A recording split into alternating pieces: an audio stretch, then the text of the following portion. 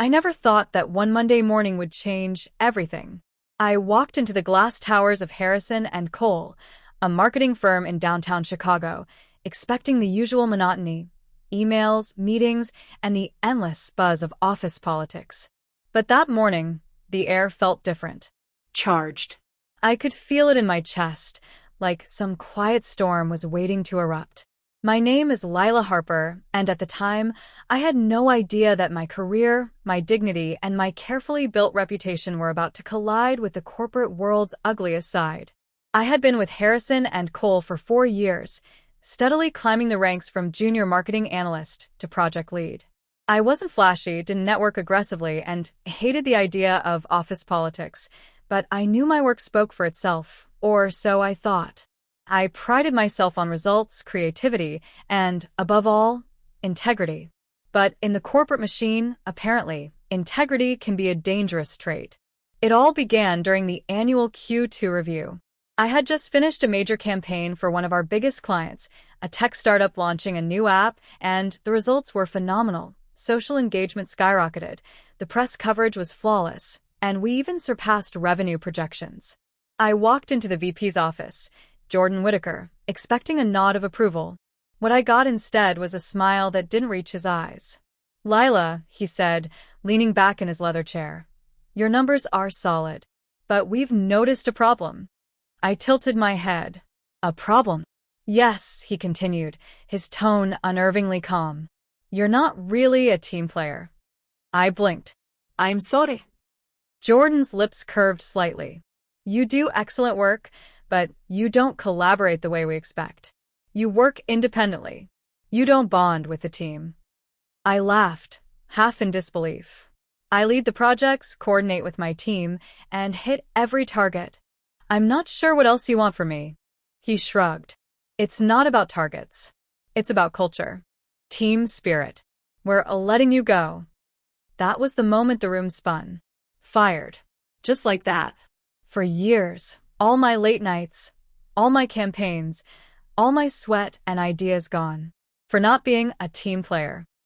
Corporate euphemisms always sting the worst. I gathered my things mechanically, nodded politely, and walked out, my chest tight and my mind buzzing. But I didn't leave quietly. I never do. That night, I went home, ordered Chinese takeout, and sat in my small Chicago apartment staring at the skyline. The feeling of injustice was a punch to the gut, but beneath it, a spark ignited, a quiet, deliberate fury. I knew Harrison and Cole had underestimated me. They thought firing me would erase my presence. But they had no idea that I knew the ins and outs of the system, that I had access to files, clauses, and contracts that could turn the tables in ways they couldn't even imagine. It started with research. I spent hours combing through HR documents, internal memos, and archived client files. I remembered something from one of the initial onboarding sessions, something I had filed away in my mind as trivial, the VP accountability clause buried deep in the corporate policy handbook. It was a clause designed to protect the company from mismanagement, fraud, or unethical practices by executives. Essentially, if a VP manipulated project metrics or engaged in actions harmful to the company, an internal audit could freeze their decisions and, in extreme cases, trigger legal consequences. Jordan Whitaker had just given me a gift. His personal bias, his favoritism, and his eagerness to fire me for petty reasons all created a digital trail. Every email he sent criticizing me, every internal chat where he undermined my work, every informal feedback note, it all could be used. I spent the next 2 nights cross-referencing every piece of his managerial decisions with the VP accountability clause. And then it clicked. There was a trigger, an exact sequence of events that, if I reported it correctly, would activate the clause and expose not just his mismanagement but financial discrepancies linked to several high-profile accounts. I wasn't naive. I knew this wasn't just about revenge. This was about justice, about showing the company that corruption and favoritism had limits. I started drafting my report carefully, meticulously. Every line referenced policies, emails, and documented proof. I triple-checked everything, because in a corporate war, one misstep could mean lawsuits, public backlash, or worse. By the 3rd night, I had the report ready. But sending it blindly to the board wasn't enough. I needed allies, people in legal and compliance who would take it seriously. I reached out discreetly to a compliance officer I had helped on previous projects, Samantha Cole, ironically, a distant cousin of the company's founder. Samantha trusted me. She had seen my integrity firsthand. When I slid the draft across her desk, she paused, reading through the evidence I had painstakingly compiled. This is solid, she said finally, looking up with wide eyes. Are you sure you want to proceed? Once this goes to the board, there's no turning back. I'm sure, I said, my voice steady. I didn't break any rules. I just documented what happened. It's about accountability. The next day, Samantha submitted the report to the board, citing violations of the VP Accountability Clause, complete with all the proof I had collected. I watched from the sidelines, pretending indifference, while the corporate machinery started grinding. Emails flew, meetings were called, and whispers of an internal investigation filled the corridors. Jordan Whitaker's confident smirk began to falter. He didn't know I had anticipated every defensive move he could make. Meanwhile, I started receiving messages from colleagues, some scared, some excited, some angry that the VP had been abusing power for years. I realized then that my quiet fury had turned into a ripple that would shake the company's top brass. It felt intoxicating, but I reminded myself to stay grounded. This wasn't about me. It was about integrity, justice, and showing that no one was untouchable. By Friday, the board convened an emergency meeting. Samantha and I were present, though not in the spotlight. Jordan, on the other hand, sat at the head of the table, his posture rigid, his hands twitching slightly. The investigation unfolded like a storm, the emails, the memo chains, the discrepancies in client accounts. Each piece of evidence was a hammer striking at the foundation of his authority. The VP didn't just look cornered, he looked terrified. And as the board deliberated, I felt a strange calm. I had been underestimated, dismissed, and fired, but here I was, wielding the truth as a weapon. Harrison and Cole had learned something important. No one, not even a VP, was above scrutiny. I left the building that day not with bitterness, but with a sense of purpose. My name was Lila Harper, and I had been wronged, but I wasn't defeated. In fact, I was just getting started. The days after submitting the report felt surreal. I went about my life as if nothing had changed, sipping my coffee in the morning, jogging along the lakefront, replying to texts from friends who had no idea the storm I had set in motion. But behind the glossy glass walls of Harrison and Cole, chaos was quietly unfolding. Jordan Whitaker's confident veneer was cracking, and the whispers I had started were turning into a roar. I didn't sit back and wait for the board to act. I knew corporate investigations moved slowly, and if I wanted real justice, I had to stay alert. I started checking internal news feeds, emails, and memos that I still had access to through my former work account.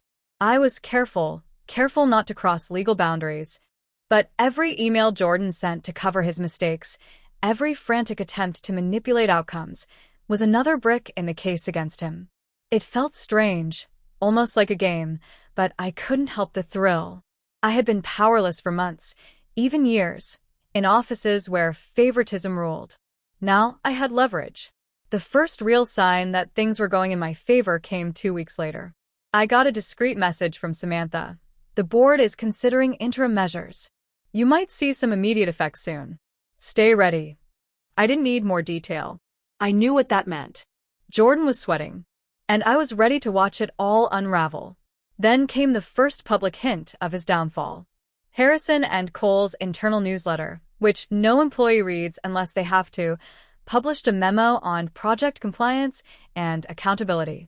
It sounded harmless, but the language was sharp, almost pointed. The board emphasizes that all executive decisions must align with company ethics and compliance policies. Any deviation will be addressed promptly and thoroughly. That was a direct warning to Jordan, and I knew it. I spent the next few days hearing the murmurs from former colleagues.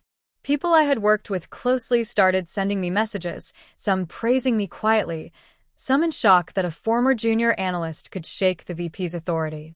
It was empowering, but I had to remind myself to stay focused. The real confrontation wasn't whispers or emails. It was the board's investigation. One afternoon, I got an unexpected call. The voice on the other end was calm, professional. "Lila, this is Marianne Keller from Harrison and Cole's legal department. We need your presence for a follow-up interview regarding the VP Accountability Clause submission." My heart skipped a beat, not from fear, but anticipation. "Of course. When?" "Tomorrow morning. Please bring any supporting evidence you have." I hung up, took a deep breath, and smiled to myself. Tomorrow would be the day the dominoes truly began to fall. I spent the rest of the evening reviewing every document, every email, every piece of proof I had gathered. I organized it meticulously, ensuring nothing could be questioned. If Jordan thought he could wiggle out of this, he was in for a shock. The next morning, I arrived at the building early, dressed in a crisp blazer, my hair neatly pulled back. I wanted to appear calm, professional, unshaken. Because I was. When I stepped into the legal office, Marianne greeted me with a polite smile. She handed me a folder.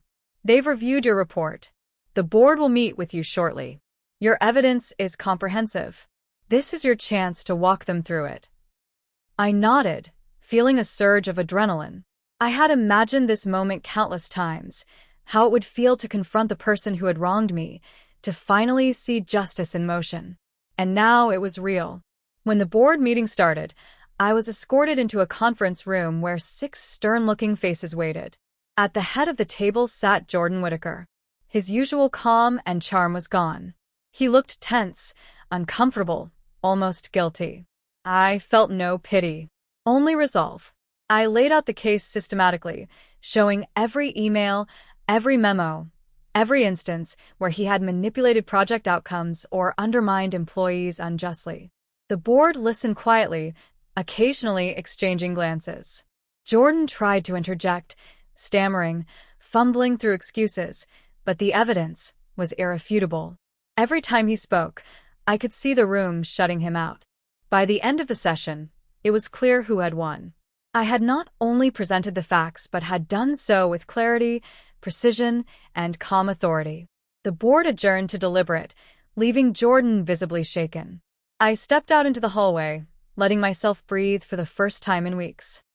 My phone buzzed, messages from colleagues, from friends, even a few strangers who had heard whispers of the unfolding drama.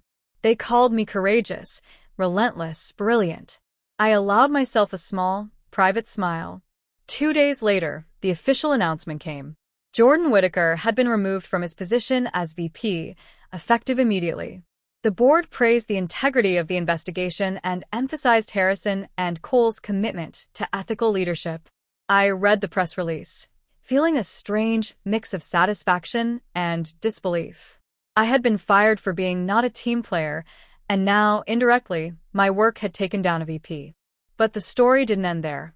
After Jordan's removal, I received an unexpected email from one of the senior executives.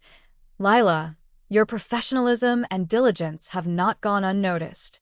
We'd like to discuss potential opportunities to return, or at least collaborate on future projects." I paused, staring at the screen. The offer was tempting, but I had changed. I realized that the world I had walked back into wasn't one where integrity was always valued. I could rejoin and face the same politics, or I could take the knowledge and experience I had gained and chart my own path. I responded carefully, declining the offer to return full-time but leaving the door open for consulting.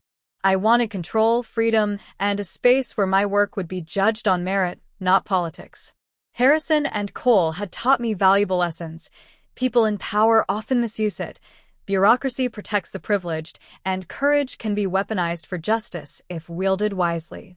In the weeks that followed, Harrison and Cole slowly repaired its internal processes, but the reverberations of Jordan's departure continued. Employees who had suffered in silence finally spoke up, policies were rewritten, and I became an unlikely symbol of accountability. I never sought recognition, yet it found me, quietly and indirectly. And through it all, I realized something crucial about myself. I had learned that anger and injustice could be powerful catalysts, but discipline, strategy, and patience were the real tools of change. I had started as a fired employee, underestimated and dismissed. But I had ended as someone who had reshaped part of a corporate empire, not for fame, not for revenge alone, but for justice. Sitting in my apartment one evening, I looked out at the city lights reflecting off Lake Michigan and felt a sense of calm fulfillment. The storm I had unleashed had subsided, leaving clarity and purpose in its wake. I had faced the system, exploited its flaws not for malice but for fairness, and survived intact. My phone buzzed with a message from Samantha. The board called it historic. "You should be proud."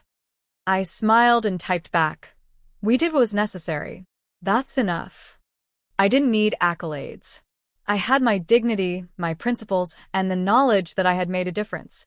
Harrison and Cole would never forget the day a not team player taught a VP a lesson in accountability. The weeks after Jordan Whitaker's removal were unlike anything I had ever experienced. The office felt different. Not because I was there, technically I wasn't, but because the atmosphere had shifted. The corridors that once echoed with favoritism, whispered gossip, and stifled ambition now carried cautious conversations, and employees seemed hesitant to hide their frustrations or complaints. I followed the changes quietly, from a distance, like a shadow watching the aftermath of a storm I had unleashed. I had gone back to my consulting work, taking freelance projects with clients who valued skill over politics. I liked the freedom, the autonomy, the ability to craft campaigns without interference. But even outside the walls of Harrison and Cole, I couldn't ignore the pull of what I had started. The company was now facing a crossroads, and my role, although indirect, was central. One morning, I received a call from Samantha. Her tone was brisk but excited. "Lila, you won't believe this.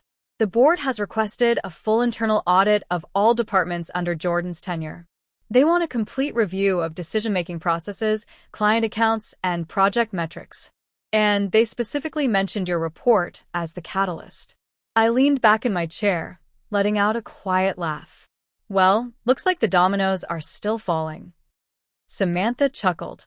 "Careful, you might end up in the middle of this again." "I'll stay on the sidelines," I replied. "I'm done being their employee. I'm done playing their games.